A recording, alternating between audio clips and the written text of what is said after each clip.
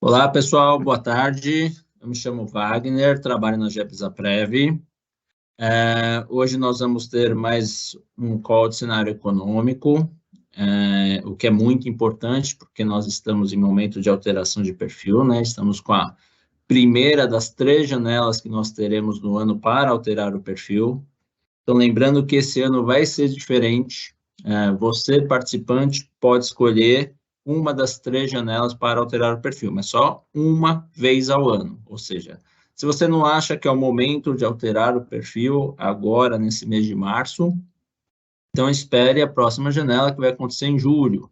Se em julho ainda não for o momento, não acho que é o momento ideal, espera que vai ter outubro. Ou deixa para o ano que vem, ok? Então, quem alterar nessa janela aqui de março, só vai poder alterar novamente no ano que vem, tá bom? Isso tem que ficar bem explicado. Eu vou aproveitar o começo desse call de cenário econômico para mostrar uma coisa para vocês que muitos participantes não conhecem e quando a gente apresenta, eles ficam maravilhados. Um resumo de tudo que é falado nesses cenários econômicos pelo Diego e pelo Rony, vocês conseguem encontrar no nosso site, no nosso portal. E aí, para você conseguir isso, você tem que acessar o gebsaprev.org.br. Aí, no canto superior esquerdo, você vai ter essas 3 listrinhas. Você clica nela, ele vai te jogar para o mapa do site. Você tem o item de relatórios, você desce até o relatório de investimentos, clica nele e ele vai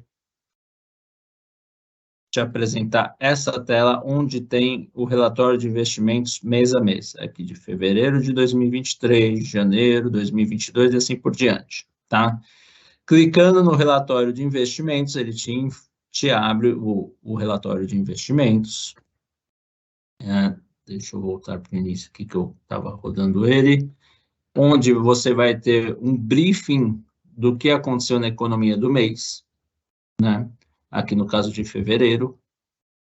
Após isso, você vai conseguir verificar a rentabilidade mensal nos últimos 3 meses por perfil de investimentos. Você consegue verificar a rentabilidade acumulada dos últimos 12 meses, então, e por plano, né? Gebsaprev, GE Energia, dependendo de que plano você participa. Nós informamos aqui também as rentabilidades dos principais índices de mercado, né? Então, você consegue ver o Ibovespa, CDI, etc. Você consegue verificar a volatilidade dos perfis de investimentos e você consegue observar a alocação dos perfis de investimentos. Então, por exemplo, o Gebsa Super Conservador tem 96% do seu patrimônio alocado em baixo risco, no fundo Gebsaprev Azul. O que tem nesse fundo? Títulos privados e títulos públicos com baixíssima volatilidade. Então, você consegue toda essa informação aqui. E os outros quase 4% em operações com participantes, que é a nossa carteira de empréstimos. Ah, legal, mas o que é o fundo Gebsaprev Azul? Mais para baixo você consegue ver a abertura dos fundos da Gebsaprev. Aqui. Composição dos fundos exclusivos da Gebsaprev. Gebsaprev Azul. O que nós temos aqui dentro? Nós temos esses outros fundos, tá?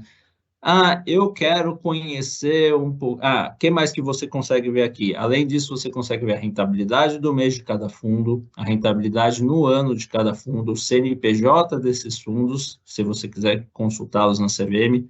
Como é que eu consulto na CVM? Você tem um videozinho aqui na nossa página como você faz isso, tá? E o percentual de alocação. Então, por exemplo, esse fundo aqui, o Sparta, ele tem 19%, do nosso fundo azul, 19% alocado nele. Eu queria conhecer mais do fundo Sparta sem ir lá na CVM consultar o CNPJ do fundo. Tá vendo que você tem um link aqui que você pode clicar e aí ele vai para a página do fundo. E aqui você tem várias informações do fundo, né? Eles falam as características, informações para aplicação, resgate, e te dão as rentabilidades, o relatório do fundo, o regulamento do fundo, lâminas, enfim, tudo que você precisar você encontra aqui. Então, eu queria comentar um pouco sobre isso para vocês, que acho que era uma informação bem importante que alguns participantes ainda não conheciam. E agora, eu vou passar a palavra para o Rony. O Rony, ele é economista da Inove Advisory, que é a consultoria de investimentos da Gebsaprev, né? E após o Rony, nós teremos o Diego da Galápagos, que é a gestora de investimentos da Gebsaprev. Rony, obrigado aí mais uma vez pela parceria e agora é contigo, cara. Muito obrigado, Wagner. Boa tarde, pessoal. Mais uma vez, eu estou aqui para apresentar o cenário, né? A gente sempre divide o cenário em duas partes, falamos um pouco de mundo, depois falamos um pouco especificamente de Brasil, e vamos seguir essa dinâmica hoje. Aqui tem um QR Code, se vocês quiserem fazer alguma pergunta, tanto para mim, na parte de cenário, quanto para o Diego, para o Wagner, vocês podem utilizar esse QR Code, vai direcionar para uma página e lá dá para fazer as perguntas que vocês, que não foi, né, detalhado durante a nossa apresentação, tá? Eu vou passar o slide para começarmos o nosso bate-papo. Tivemos algumas novidades, principalmente nessa semana, né, em termos de cenário. Talvez o principal ponto é alguns bancos de pequeno e médio porte nos Estados Unidos estão passando por certa dificuldade. A gente viu um banco concentrado em empresas de startups lá no Vale do Silício, e isso trouxe bastante movimentação para o cenário, principalmente nessas últimas 2 semanas. Hoje, a gente teve uma piora de um banco lá na Suíça, né? O Credit Suisse está passando por dificuldades também. E isso tem alguns impactos importantes aqui na nossa leitura de mercado. Né? Então, aqui voltando, eu inverti um pouco a ordem aqui dos temas, né? Justamente para a gente contextualizar um pouco. O cenário antes desses eventos, né, mais recentes de bancos em apuros, né, era um cenário de juro muito elevado, quase que indeterminadamente ali, a gente diz indeterminadamente, acima de 12 meses, né? Era a expectativa de juro elevado nos Estados Unidos, era a expectativa de juro elevado no Brasil. Né? Com esse fato novo, né, desses bancos em apuros, né, o que a gente vê é o seguinte, né?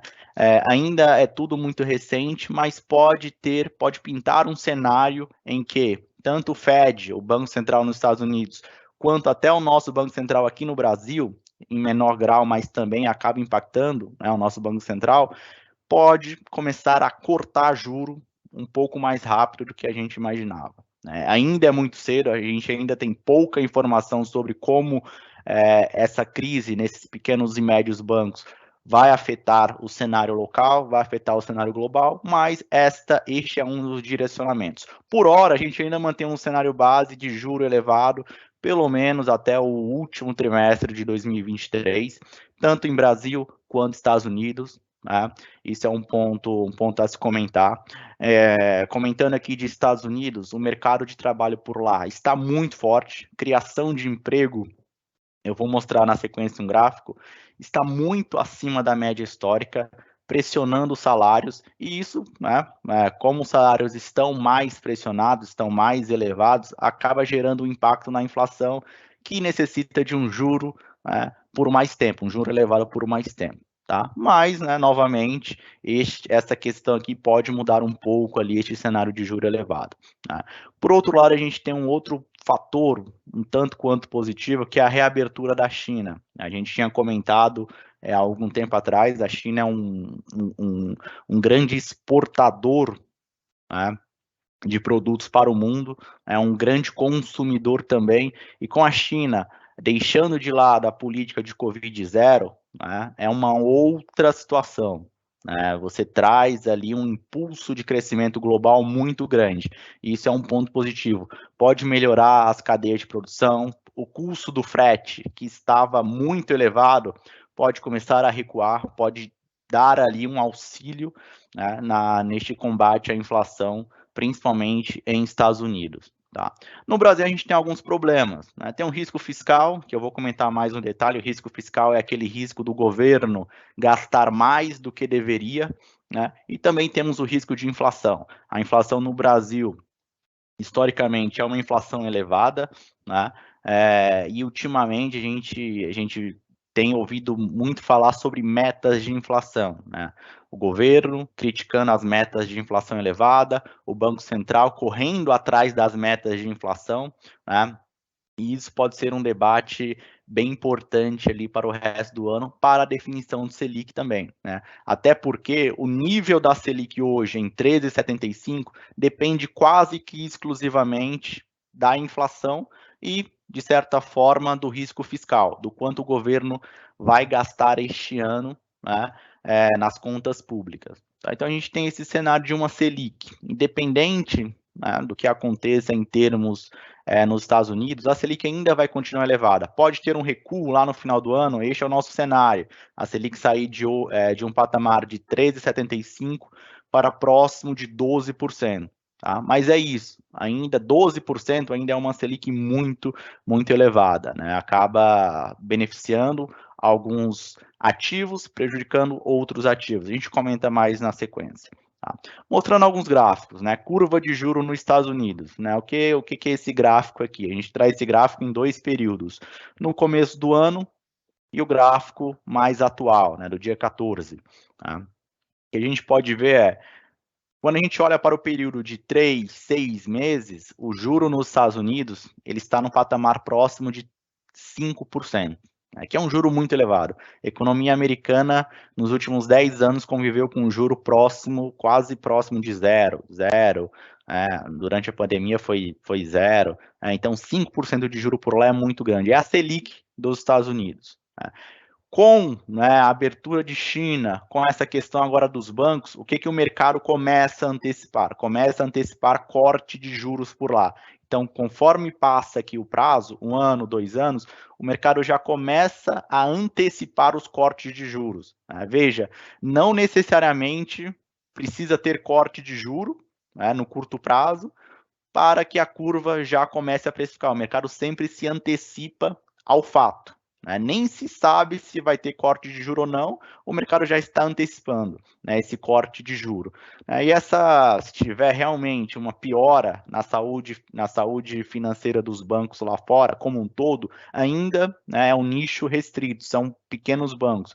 Mas se esse negócio se espalhar de uma forma mais agressiva, pode ser que tenha corte de uma forma também mais agressiva. Né? O Banco dos Estados Unidos, o Banco Central dos Estados Unidos, vai ter que acelerar esse corte de juro para um patamar, né, próximo ali, que a gente estima próximo de 3,5%, 3%, que é o juro de longo prazo aqui que o mercado está precificando. Tá? Por que o mercado está precificando esse juro tão alto no curto prazo, próximo de 5%? Né? Por conta dessa inflação. Né? A inflação nos Estados Unidos mostra sinais de arrefecimento.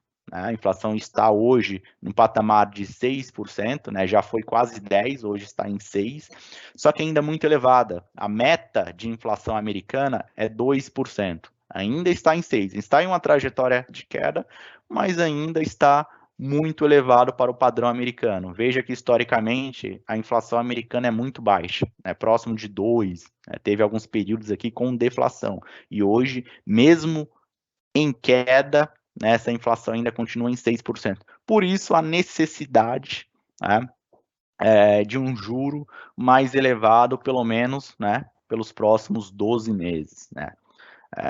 E essa inflação está muito ligada, que eu tinha comentado, ao mercado de trabalho. Né. Essas barrinhas aqui, elas mostram quantas vagas de empregos foram criadas mês a mês. A gente percebe que, né, desde 2021, ali no pós-Covid, o mercado americano vem criando muitas vagas de empregos mês a mês. Né? O número normal para a criação de vaga é abaixo de 200 mil. Né? Faz bastante tempo né, que a criação de vaga mensal está acima de 200 mil novos postos de trabalho. E isso gera uma pressão salarial, né? Então, quanto mais emprego gerado ali no mês a mês, tem aquela pressão salarial, né? O crescimento salarial nos Estados Unidos, historicamente, foi próximo de 3%. Hoje, por conta de um mercado de trabalho mais apertado, o crescimento salarial por lá está por volta de 5, 5,5%. Né?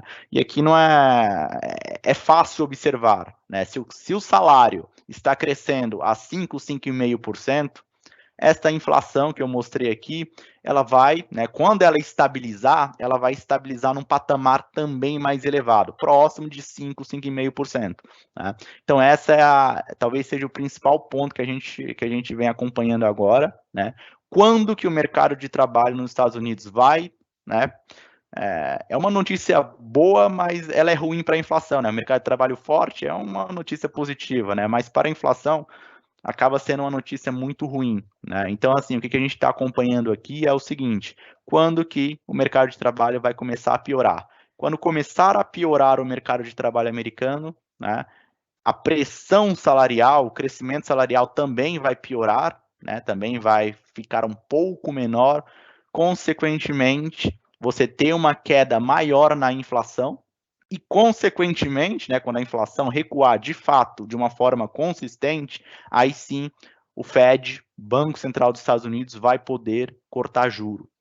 Aí sim a gente tem um estímulo grande. Corte de juro em Estados Unidos é um estímulo muito positivo para os ativos de maior risco, bolsa, investimento no exterior, tá? Enquanto isso não acontecer, a gente tem ali um pé atrás, estamos acompanhando, tá?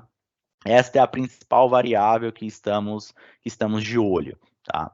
E aqui eu gostaria de mostrar um ponto, né? Mesmo com este cenário mais conturbado, com este cenário muito incerto de quebra de banco lá fora, né, de juro elevado, sempre tem oportunidades quando a gente olha, né, um período um pouco maior, um período de acima de 3, 5 anos, né, que é o caso do investimento em renda fixa no exterior. Né? Nunca esteve tão bom, né, essa taxa aqui para investir em renda fixa no exterior. Apesar da volatilidade, apesar do risco de curto prazo, quando a gente traça uma linha, uma projeção de longo prazo, é uma excelente oportunidade, né, você fazer ali um aporte, né, um investimento no exterior em renda fixa. Né? Aqui eu trouxe mais para ilustrar uma classe de ativo, mostrar justamente isso. Mesmo em momentos que a renda fixa sem risco, que é o CDI, está pagando muito, né? O CDI hoje está pagando 14%, quase 1% ao mês. Mesmo assim, se a gente olhar com mais cautela, tem muita oportunidade de investimento, né? Que, se a gente analisar os últimos 10, 15 anos, nunca apareceu, tá? E agora é um bom momento para se carregar esse ativo, né? E isso aqui não vale só para renda fixa, crédito privado no exterior, não. Vale para outros ativos, inclusive a bolsa local. Quando a gente chegar lá nesse slide, a bolsa local aqui no Brasil, a renda variável, as ações, elas estão num patamar muito interessante para, né, uma janela de oportunidade muito boa. Mas, claro, sempre se você tiver um horizonte de longo prazo, né? Sempre em momentos mais conturbados, como é o atual, os ativos de maior risco, né, eles criam uma janela de oportunidade. Se você tiver um horizonte de longo prazo, vale a pena sempre ter ali uma alocação interessante nesses ativos. Né? Entrando em Brasil, né? Em Brasil a gente traz aqui os primeiros dias do governo Lula, tem alguns pontos positivos, outros nem tanto, e outros pontos, né, bem negativos que a gente tem aqui nesses primeiros dias do governo. Né? O primeiro ponto que eu gostaria de destacar é o seguinte, né, o governo hoje tem um desafio muito grande, que é equilibrar as contas públicas. Né? As contas públicas no Brasil, se nada for feito, a gente em 5 anos teremos um problema muito grande. A dívida pública do Brasil vai bater quase 100%. Tá? Para consertar isso, o governo, através do ministro da Fazenda, Fernando Haddad, ele apresentou um pacote fiscal que pode gerar uma economia de quase 250 bilhões, só que esse pacote fiscal foi muito concentrado em aumento de imposto. Né? Então, em vez de você cortar gasto, o governo, neste primeiro momento, apresentou um pacote vamos equilibrar as contas públicas. Em vez de cortar gasto, o governo apresentou um pacote de aumentar imposto, ou seja, aumentar a arrecadação. Isso pode ser ajuda no curto prazo, mas pode ser um tiro no pé, porque toda vez que você aumenta imposto, você tira o incentivo, né, a se produzir. Então, você reduz o crescimento da economia. Então, esse é um ponto que a gente acha que talvez não foi o melhor caminho, né, para se equilibrar as contas públicas. Né.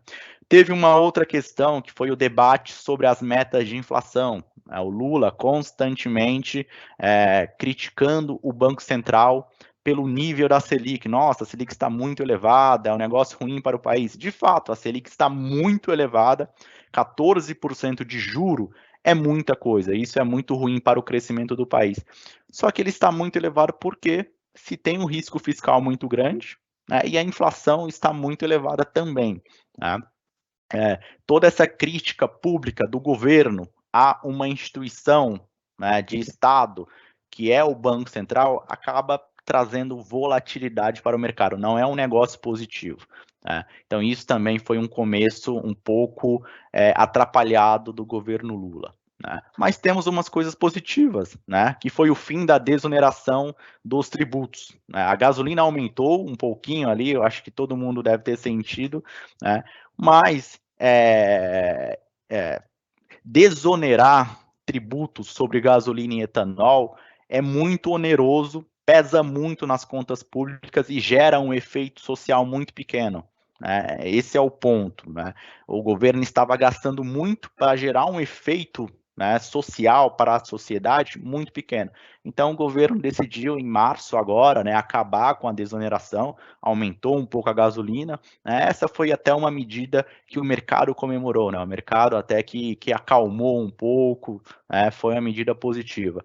Outro ponto positivo do governo é este empenho com a reforma tributária. Né? Tanto o Congresso quanto o governo disseram que este é um projeto que eles vão correr atrás, tentar pelo menos iniciar este debate de forma mais aprofundada em 2023.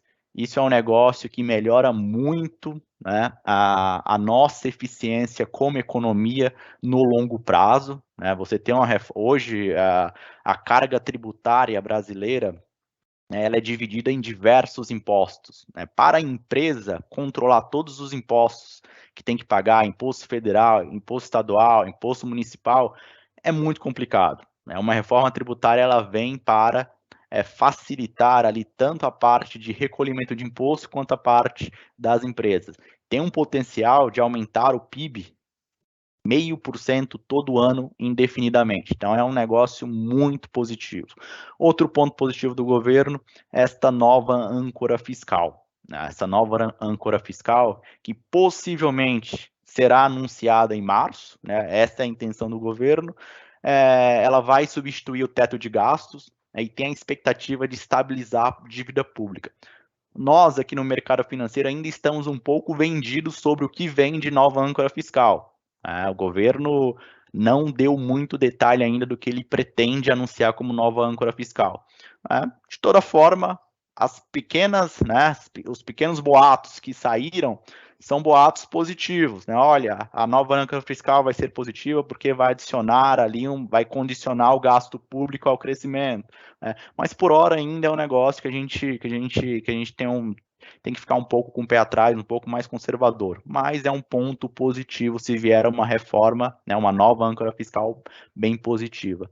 Tem também a reforma administrativa, né, que gera uma economia de 160 a 260 bilhões em 10 anos, é um negócio muito positivo, era um tema que já estava no governo anterior, o Bolsonaro já estava discutindo este tema, não foi para frente, espero que a gente consiga emplacar este tema em 2023, né? E um outro ponto aí é um pouco mais preocupante, né? A sinalização de o governo usar o BNDES para atuar no mercado de crédito. A gente viu em governos anteriores do PT que usaram o BNDES e foi uma ferramenta que prejudicou os mercados financeiros quando a gente olha para trás. né? Se voltar a utilizar o BNDES da mesma forma, ou seja, o BNDES emprestando dinheiro, né, para grandes empresas, não é um negócio positivo no longo prazo, né? Então a gente tem também ali uma certa cautela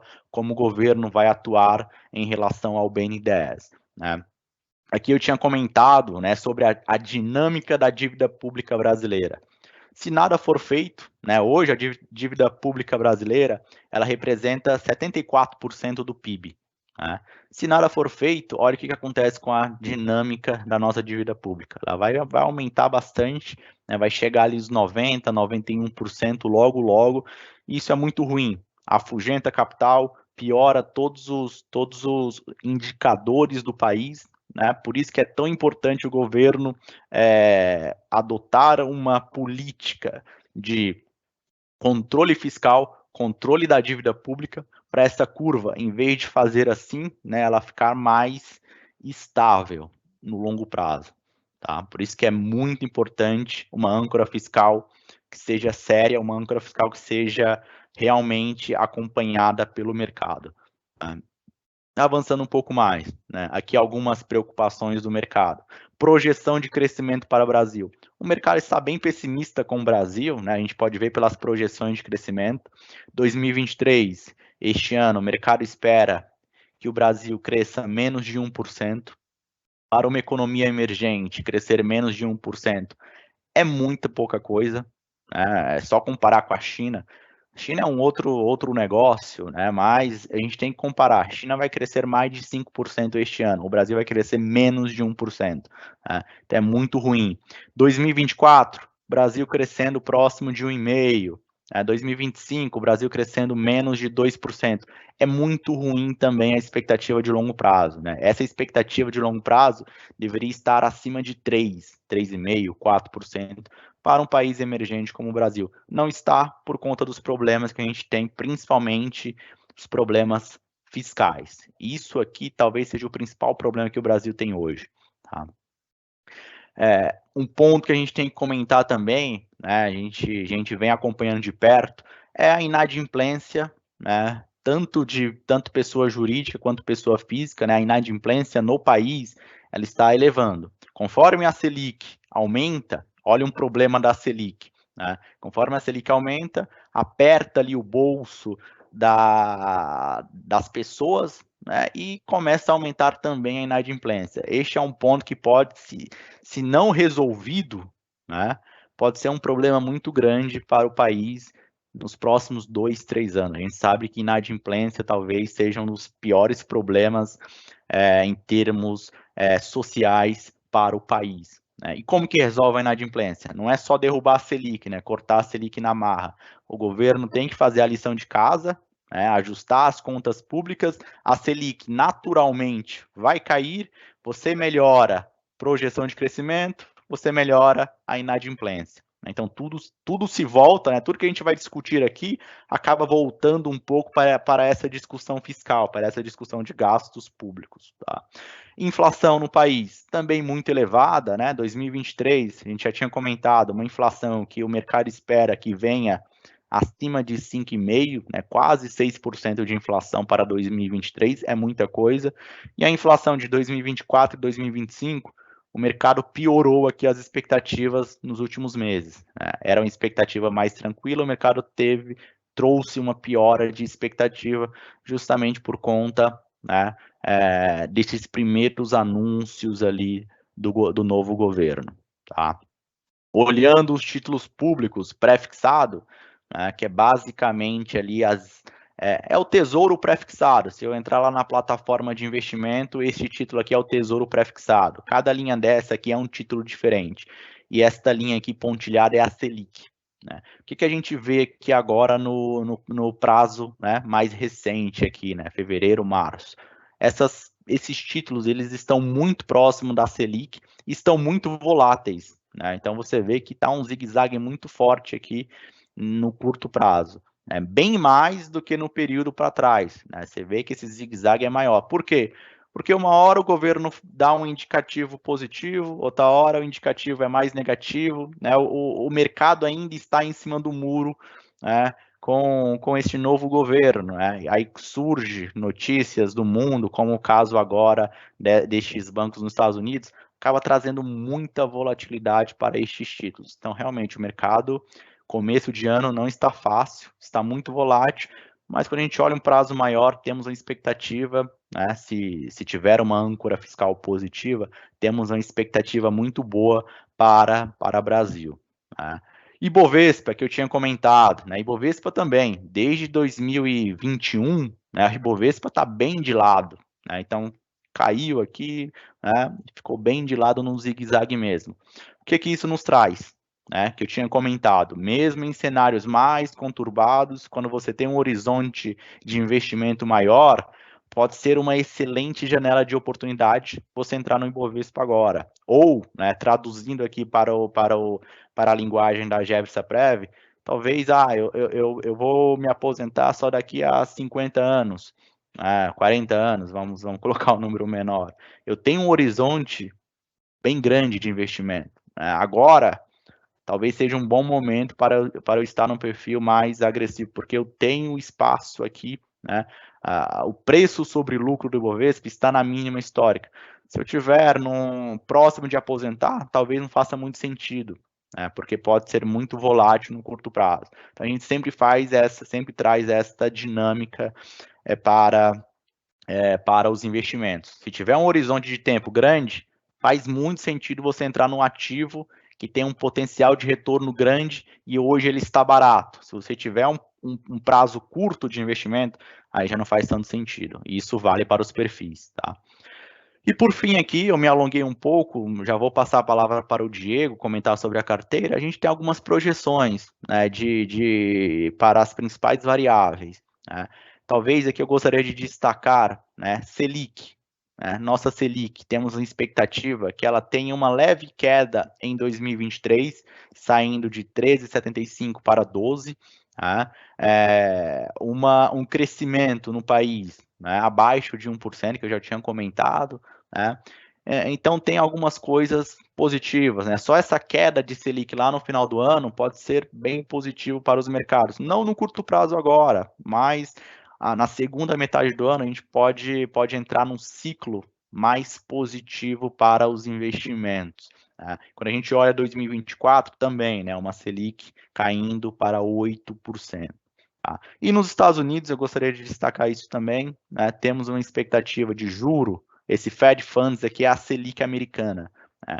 Juro encerrando 2023 em 5,5%, tá? 2024 caindo para 3,9%, né? Ainda bem elevado para os Estados Unidos. Olha, 2020, 2021, juro nos Estados Unidos estava 0,3%, praticamente zerado. Né? Então, 5 de juros, 5,5% é muita coisa.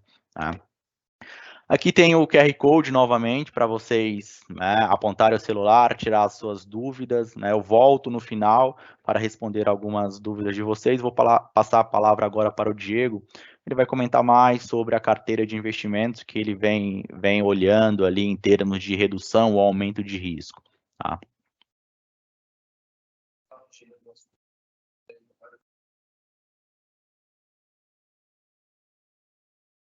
Olá, pessoal, boa tarde a todos. Bom, obrigado pela participação.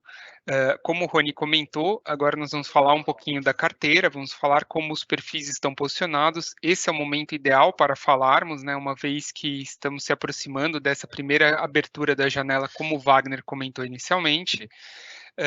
Só lembrando, como o Rony colocou, nós estamos à disposição aqui no final da apresentação para esclarecer as dúvidas, tanto no que tange a parte econômica, também no que se refere à carteira.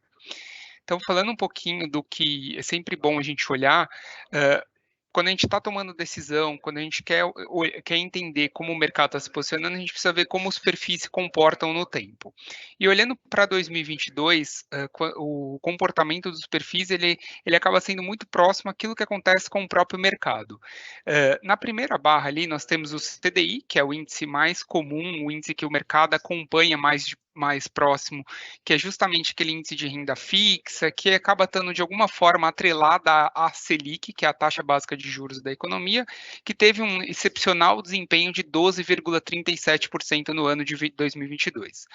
A barra seguinte é o IMAB, para quem não está tão habituado ao termo, o IMAB é a cesta de títulos que acaba representando de alguma forma as famosas NTNBs, tá? Então são aqueles títulos indexados à inflação, emitidos pelo governo federal, e que surpreendentemente nós podemos ver que tiveram um desempenho bastante abaixo do CDI no ano. O que explica esse desempenho? Justamente a abertura dos juros. Então essa, na verdade, é uma renda fixa de longo prazo, mas que, como o nome às vezes pode gerar até alguma incerteza, porque na prática não é uma renda fixa. Nós podemos ter as NTNBs tendo oscilações até negativas em determinados períodos. E ela teve um desempenho de 6,37%. Nós tivemos o Ibovespa com um desempenho de 4% no ano de 2022, e nós tivemos o MSCI World, que é justamente o índice que representa as ações globais, as ações globais, olhando mercados do mundo inteiro, mercado americano principalmente, mercado americano, mercado europeu e outros mercados. Então essas quatro grandes classes de investimento são classes que acabam de alguma forma constituindo a carteira da GEPSAPREV. Lógico que em proporções diferentes, quando nós podemos ver aqui o super conservador, que é um perfil muito mais atrelado a uma taxa de juros com pouca oscilação, teve um desempenho de 12,98%, seguido pelo conservador, que também acaba tendo mais renda fixa, mais com uma exposição numa renda fixa mais de longo prazo, sendo ali um mix ali entre o CDI e o IMAB, principalmente na parcela de renda fixa. Nós temos moderado, agressivo e super agressivo, com maiores exposições aqui ao Ibovespa e ao MSCI World. Então, como nós podemos enxergar aqui, o ano passado ele foi muito impactado pelas classes de investimentos que assumem mais riscos, ou seja, o perfil que tem mais exposição a risco acabou tendo um pior desempenho quando comparado àquele perfil com menor exposição, o que tradicionalmente não é esperado. O esperado é sempre você ter mais retorno conforme você assume mais riscos. Então, nós vivemos um período um pouco incomum, vamos dizer assim. No próximo slide, nós vamos conseguir ver justamente o que na verdade tem impactado bastante neste próximo ano. Rony, você pode, por gentileza, passar o próximo slide, por favor? Então, no próximo slide aqui nós temos como a carteira está dividida. A carteira da GEPSAPREV ela tem realmente uma diversificação bastante grande. Isso ajuda a ter essa descorrelação com vários índices de mercado. Nós podemos ver que hoje são mais de 60 casas investidas. As cores aqui justamente dão um pouco de referência em relação a risco. Os fundos que estão na cor azul são justamente os fundos de menor exposição a risco e que compõem, como o Wagner falou inicialmente, o GEPSAPREV azul, que é aquele fundo onde está concentrado as posições de menor volatilidade. O GEPSAPREV amarelo, que é o fundo que concentra a renda fixa com alguma volatilidade, está aqui representado nessa tabelinha aqui dentro da renda fixa e numa parcela de renda fixa no exterior também.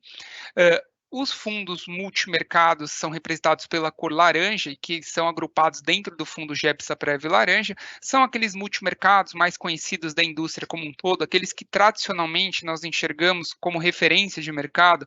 Exemplos de multimercado conhecidos é a Absolute, a SPX, são casas bastante Capitalo, são casas bastante conhecidas nesse setor, sendo representado principalmente a casa que todo mundo conhece mais é o verde como uma referência dessa classe. E os fundos de ações são aqueles que estão representados na cor vermelha. Esses fundos de ações têm várias estratégias diferentes dentro desses fundos. A gente tem aquele fundo de ação mais ativo, aquele fundo de ação que olha mais um perfil Warren Buffett na forma de fazer gestão, olhando mais os fundamentos da companhia. Nós temos fundos com viés mais de small caps, então tem uma série de fundos aqui nessa estratégia. E essa que estão representadas aqui pelos fundos em vermelho. Nós temos outras duas classes ali de investimento que acabam compondo também de alguma forma o multimercado ou a estratégia de renda fixa com um pouco de volatilidade. Então, esse mix permite realmente a GEB-SAPREV ter uma exposição a risco menor do que quando comprado individualmente cada classe. Se nós, por exemplo, comprássemos dentro do amarelo somente o IMAB, somente os títulos públicos, nós provavelmente teríamos uma rentabilidade menor e nós teríamos, com certeza, um risco muito maior. Então, a diversificação é o poder aqui, é a principal chave na hora de compor uma carteira. É aquele velho lema, nunca devemos colocar todos os ovos na mesma cesta. Então, olhando na sequência aqui, nós temos os movimentos que foram feitos ao longo de 22 e que vai dar uma boa percepção para vocês de quais são as características adotadas pela GEB-SAPREV a partir desse ano de 23. Então, ao longo de 22, nós fizemos mudanças bastante representativas na carteira. Houve uma redução de renda variável de 21% para pouco menos de 17%, ou seja, uma redução de 4% na exposição em bolsa, o que é bastante representativo quando a gente está falando num volume como é o da GEB-SAPREV. Os multimercados também tiveram uma pequena redução e a parte no exterior teve uma redução bastante significativa. Então, quando eu mostrei aqueles 25% de queda no MSCI World, nós podemos ver que nós não capturamos toda essa queda dentro da GEB-SAPREV, porque a posição saiu de 7,5% para alguma coisa perto de 3%. É importante ter um pouco, mesmo nesse cenário, pela questão da diversificação, pela questão da diluição dos riscos, mas é importante a gente estar nestes momentos mais adversos para determinadas classes menores nessas posições.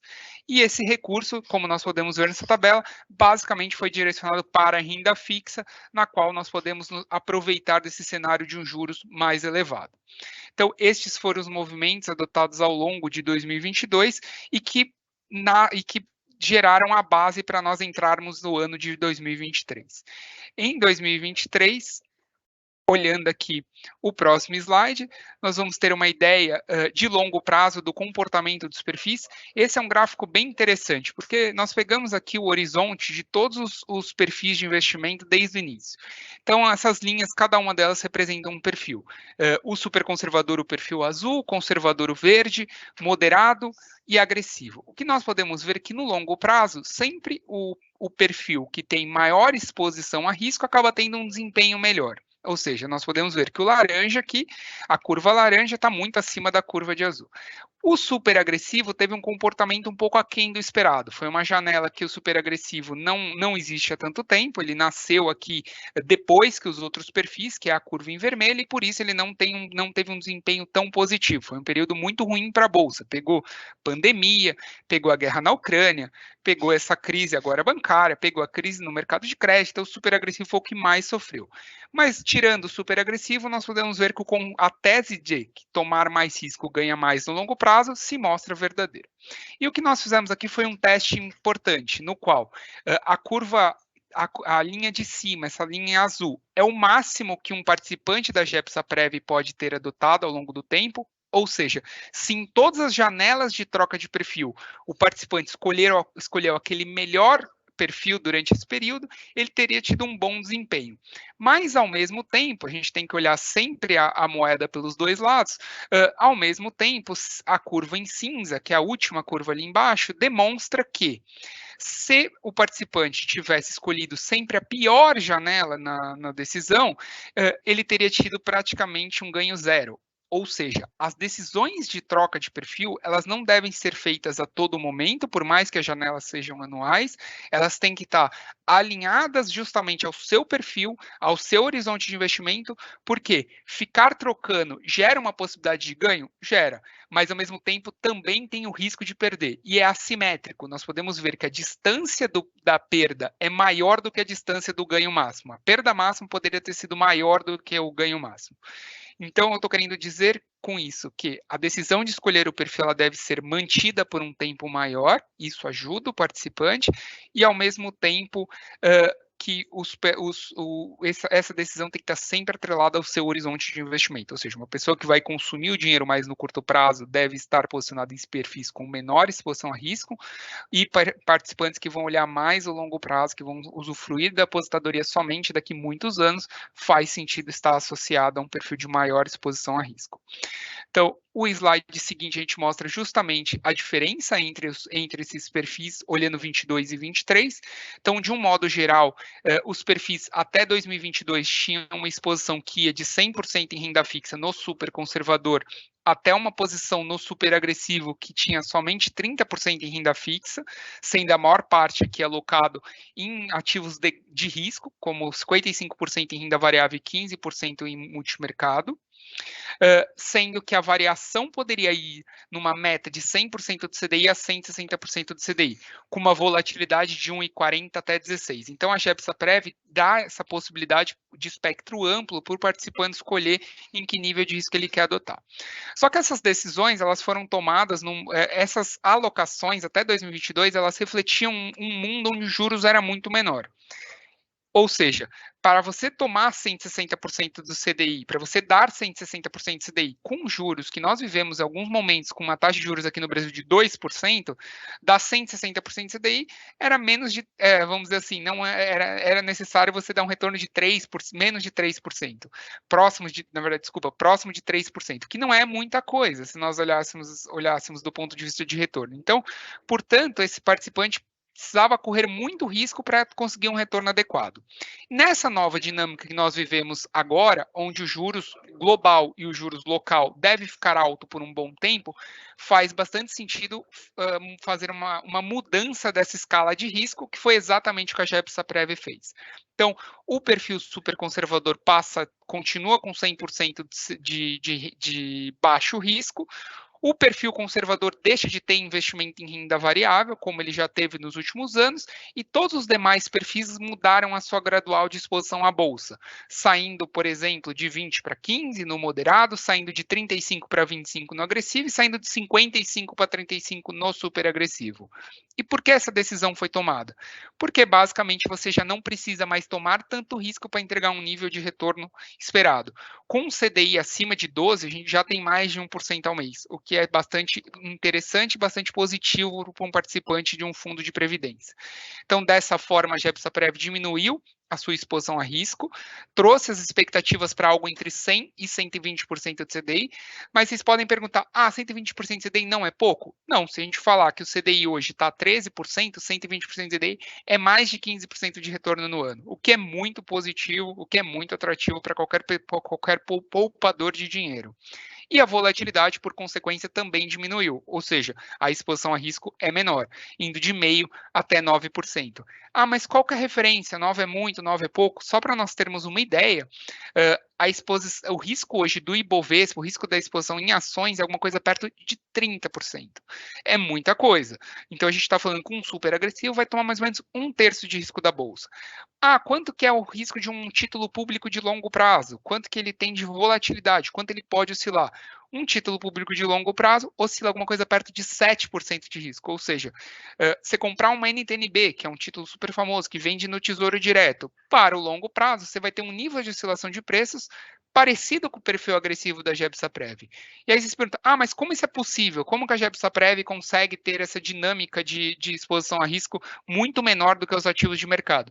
Justamente por aquele slide que eu mostrei, onde a gente tem 60 tipos de investimento diferentes, 60 estratégias que na composição entre elas, a correlação dos ativos é muito eficiente e você consegue realmente reduzir o risco da carteira como um todo. Então, acho que era isso que eu queria passar para vocês.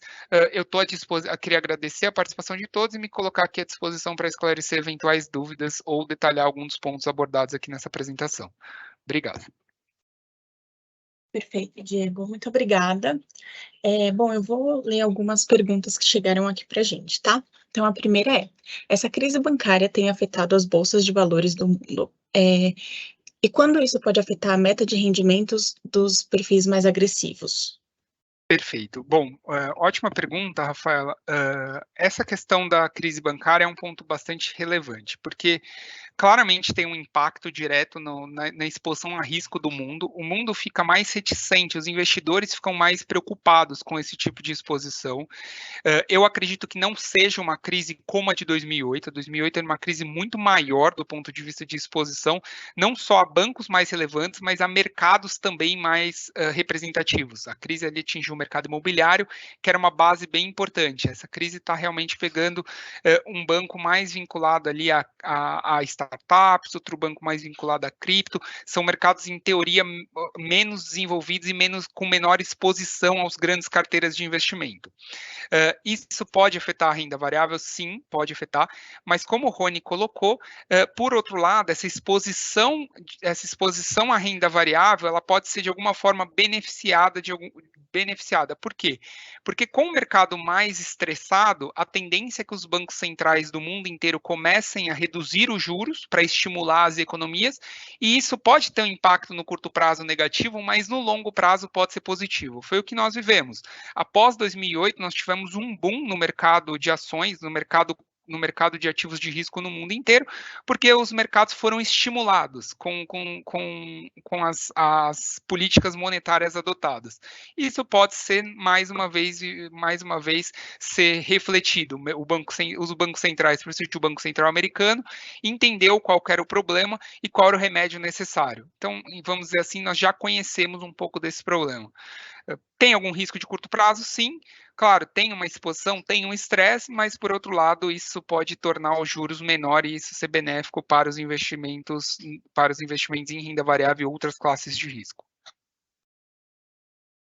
Perfeito. A próxima pergunta. Há expectativa de aumento de risco dos perfis até o final do ano com esta possível queda de Selic? Esse é um ponto bem interessante, porque a gente tem feito um trabalho importante, que é justamente fazer esse balanceamento de riscos. Nós entramos com um risco um pouco menor neste ano, justamente por entender que a Selic está bem atrativa e faz sentido a gente ficar um pouquinho mais conservador. Ao mesmo tempo, nós tivemos uma crise no mercado de crédito desencadeada pelo evento de Americanas, estamos vivendo essa crise do setor bancário que afetou os outros ativos de risco. Diante desse cenário que realmente prejudicou os perfis no mês de janeiro e fevereiro, com certeza a gente está um pouco mais leve, mas vai chegar em algum momento do ano que, com a aprovação do arcabouço fiscal, com o início do ciclo de redução nos juros, possivelmente vai ter um momento do ano onde o risco será atrativo, reinvestir um pouco mais em risco e aumentar as posições. Lógico que quando a gente está falando em aumentar risco, num fundo de previdência não é nenhum movimento brusco, a gente tem que navegar para um Transatlântico que toma posições sempre de forma bastante cautelosa, de forma a principalmente priorizar a preservação de capital do participante. Então, a gente sempre tem que tomar posições bastante controladas, sem grandes exposições a risco. Mas, ao mesmo tempo, nós temos que saber a hora tática de aumentar um pouquinho a exposição em renda variável, aumentar um pouquinho mais os multimercados no momento adequado. Certo. Próxima pergunta. Olhando os rendimentos dos perfis, o melhor agora é o superconservador. Com a queda dos bancos no exterior, o superconservador é o mais recomendado nesse momento? O superconservador, ele basicamente toma apenas um tipo de risco, que é o risco de crédito. Inclusive, ele foi um pouco impactado pelo evento Americanas, que pegou o mercado de crédito local como um todo. O superconservador, sem dúvida, ele é sempre um perfil atrativo com o nível de juros da forma como está. Nível de juros acima de 12% é sempre um bom perfil para se estar. Porém, você tem como contrapartida outros perfis com exposição em renda variável no qual a bolsa está barata. Então, depende muito do seu horizonte. A gente vê que os juros nesse nível não vai ser mantido por um longo tempo. Então, uma janela curta no superconservador ou para alguém que vai usar esse recurso se mostra atrativo, mas ao mesmo tempo você está deixando um potencial ganho nos outros perfis que está bastante evidente. A gente viu como o Rony mostrou, as bolsas estão descontadas, a gente tem boas opções de investimento, a gente tem as NTNBs em taxas bastante atrativas, o que é bom no longo prazo. Então, eu diria que o superconservador é bom para quem está usando o recurso. Para quem não está usando, talvez uma exposição maior em risco pode ser adequada neste momento, sempre olhando o longo prazo, nunca o curtíssimo prazo. Perfeito. Quais perfis mais se beneficiam da Selic em queda e por quê? Tá. Os perfis que mais se beneficiam da Selic em queda são os perfis com maior exposição a risco, principalmente aqueles perfis que no quadro nós mostramos que são aqueles que têm maior exposição na parcela de renda fixa médio risco, porque são perfis que estão alocados em títulos públicos com algum nível de exposição.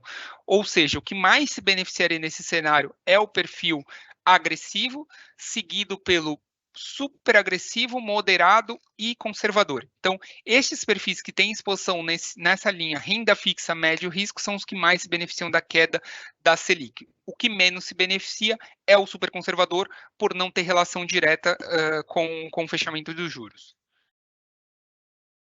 Perfeito. Considerando a volatilidade dos mercados financeiros e pensando no horizonte a longo prazo, considerando 20 anos, vale a pena manter o perfil para mais agressivo? Como eu mostrei, o perfil agressivo e super agressivo e moderado, eles são perfis destinados para pessoas que têm tempo, que vão usar esse recurso no longo prazo. Então, sempre para esse nível de exposição, para esse horizonte, são realmente esses perfis os mais adequados. Certo. E a última pergunta. Como esta nova âncora fiscal que o governo pretende apresentar afeta os investimentos da Gebsaprev? Perfeito. Essa âncora fiscal é essencial, porque isso traz credibilidade, vamos dizer assim, para o mercado brasileiro.